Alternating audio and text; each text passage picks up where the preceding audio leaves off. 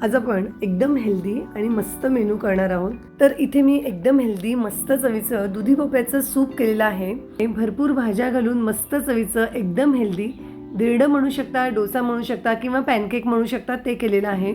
आणि यासोबत खाण्यासाठी एकदम वेगळी अशी भाजी केलेली आहे। मेनू एकदम छान आहे, जो तुम्ही सकाळच्या नाश्त्यासाठी, मुलांना डब्यात देण्यासाठी, दुपारच्या जेवणासाठी किंवा अगदी रात्रीच्या जेवणासाठी करू शकता। मी अस्मिता, मस्तकी कक्षामध्ये तुम्हाला सगळ्यांचं खूप खूप स्वागत आहे। आज आपण भरपूर भाज्यांचा वापर करून मस्त मेनू करणार आहोत। यामध्ये दुधी भोपळ्याचं सूप करणार आहोत, भरपूर भाज्या घालून धिरडं किंवा डोसा करणार आहोत। आणि बऱ्याचदा आपण डोसा करताना त्यासोबत खाण्यासाठी बटाट्याची भाजी करतो, पण आज आपण थोडी वेगळी भाजी करणार आहोत। मस्त हेल्दी मेनू आहे, करायला घेऊया। इथे मी एका मोठ्या बाउलमध्ये 1 कपभर इडलीचा रवा घेतलेला आहे, म्हणजेच तांदळाचा रवा घेतलेला आहे। तुमच्याकडे जर तांदळाचा रवा नसेल तर तुम्ही तांदूळही घेऊ शकता। यामध्ये मी अर्धा कप मुगाची डाळ घातली आहे आणि अर्धा कप गव्हाची लापशी म्हणजेच दलिया घेतलेला आहे। या सगळ्या गोष्टी आपण व्यवस्थित धुवून घेऊया। आता यामध्ये मी पाणी घालते, साधारण 1 इंचभर वर राहील इतपत यामध्ये पाणी घातलेलं आहे। साधारण 1.5-2 तास हे आपल्याला भिजू द्यायचं आहे, तोपर्यंत आपण बाकीच्या गोष्टी करून घेऊ। तर इथे मी साधारण अर्धा दुधी घेतलेला आहे। या दुधीमधला अर्धा भाग मी सूपसाठी वापरणार आहे आणि अर्धा भाग धिरड्यामध्ये वापरणार आहे, त्यामुळे यातला अर्धा भाग मी काढून घेते।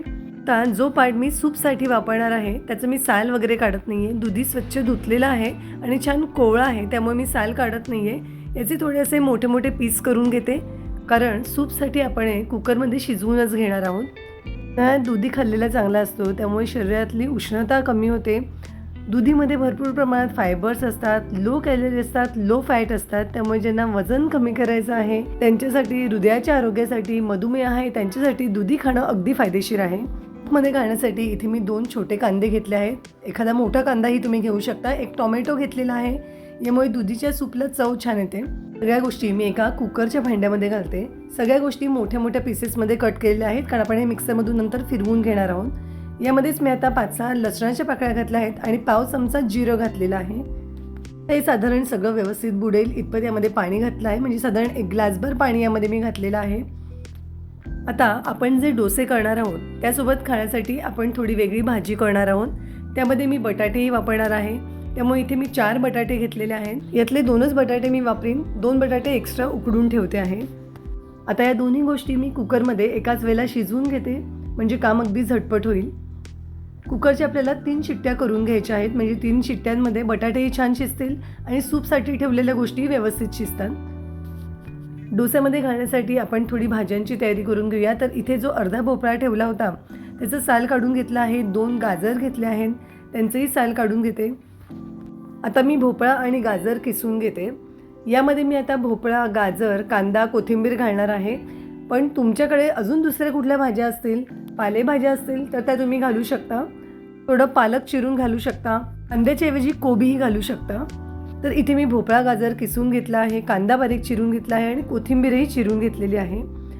आता हे जे आपण भिजायला ठेवलं होतं साधारण 1.5 तास झालेले आहेत, सगळ्या गोष्टी अगदी व्यवस्थित भिजलेल्या आहेत। मुगाची डाळ थोडी नखाने तोडून बघते, मुगाची डाळ अगदी व्यवस्थित भिजली आहे। लापशीचा रवा आणि तांदळाचा रवा अगदी पटकन भिजतो। आता हे सगळं आपण मिक्सरमधून फिरवून घेऊया। यामध्ये खूप जास्त पाणी नाही आहे, त्यामुळे त्यातलंच पाणी मी घेते आहे। जर जास्त पाणी असेल तर काढून घ्या, लागेल तसं पाणी घालून आपल्याला वाटून घेता येऊ शकतं। तर एका वेळेला सगळं होणार नाही, त्यामुळे मी 2 बॅचेसमध्ये हे वाटून घेते। आता वाटतानाच यामध्ये मी 5 हिरव्या मिरच्या घालते, 1 चमचाभर जिरं आणि 1 ते 1.5 इंच आलं घातलेलं आहे। मिक्सरमधून हे फिरवून घेऊया। मिक्सरमधून मी हे फिरवून घेतलेलं आहे। आपल्या डोस्याचं पीठ जसं असतं ना तसंच हे मी वाटून घेतलेलं आहे। दुसरी बॅचही मिक्सरमधून फिरवून घेतली आहे। मिक्सरच्या भांड्यात पाणी घालून ते यामध्ये घालते। यामध्ये आपण आता बारीक चिरून घेतलेल्या सगळ्या भाज्या घालूया। यामध्ये चवीपुरता मीठ घालते, रंगासाठी अर्धा चमचा लाल मिरची पावडर आणि पाव चमचा हळद घालते। आधीच यामध्ये आपण मिरच्या वाटून घेतलेल्या आहेत, त्यामुळे मिरची पावडर अगदी कमी घातलेली आहे। तिखटाचं प्रमाण तुम्ही तुमच्या आवडीनुसार कमी जास्त करा। आता हे सगळं आपण व्यवस्थित मिक्स करून घेऊ। तर सगळं व्यवस्थित मिक्स करून घेतलं आहे। मला हे थोडं अजून घट्ट वाटतं आहे, त्यामुळे अजून थोडं पाणी यामध्ये मी घालते। आता अगदी परफेक्ट झालेलं आहे। तर इथे आपलं डोस्याचं पीठ तयार झालेलं आहे। कुकरच्याही 3 शिट्ट्या झाल्या आहेत, वाफही गेली आहे। बटाटे आणि सूपसाठी ठेवलेल्या गोष्टी अगदी व्यवस्थित शिजल्या असतील। आता हे सूपसाठी जे आपण शिजायला ठेवलं होतं ते आपण थोडा वेळ गार होऊ देऊया. तर मिक्सरमधून फिरवण्या इतपत हे गार झालेलं आहे. यातलं पाणी मी थोडं एका भांड्यात काढून घेते. मिक्सरमधून याची आपण पेस्ट करून घेऊया. तर मिक्सरमधून मी हे फिरवून घेतलेलं आहे. ज्या भांड्यात शिजवल्याचं पाणी काढलं त्याच भांड्यात मी हे काढते. अजून थोडं पाणी यामध्ये घालते. यामध्ये मी चवीपुरता मीठ घालते, थोडी मिरी पावडर घालते, किंचित दालचिनीची पावडरही तुम्ही यामध्ये घालू शकता. मिरी दालचिनीची पावडर घातली की सूपला खूप छान चव येते. सगळं व्यवस्थित मिक्स करून घेऊ. तर साधारण हे बघा याची अशी कन्सिस्टन्सी आहे. आता मी हे गॅसवर ठेवते आणि सूपला एक उकळी देऊन घेऊया. तर साधारण 5-1 मिनिट मी सूप उकळून घेतलेलं आहे. इथे आपलं मस्त चवीचं सूप तयार झालेलं आहे. डोस्यासोबत खाण्याची भाजी करून घेऊया. गॅसवर मी कढई ठेवली आहे. यामध्ये 2 चमचे तेल घातलेलं आहे. यामध्ये आता थोडा उभा आणि पातळ चिरलेला कोबी घातला आहे, 1 गाजर आणि साधारण अर्धी शिमला मिरची बारीक चिरून घातली आहे. आता गॅसची फ्लेम हाय ठेवून भाजी आपल्याला 2-1 मिनिट छान परतून घ्यायची आहे. हाय फ्लेमवर भाजी अशी परतून घेतली ना की कोबीचा गाजराचा क्रंचीनेस तसाच राहतो.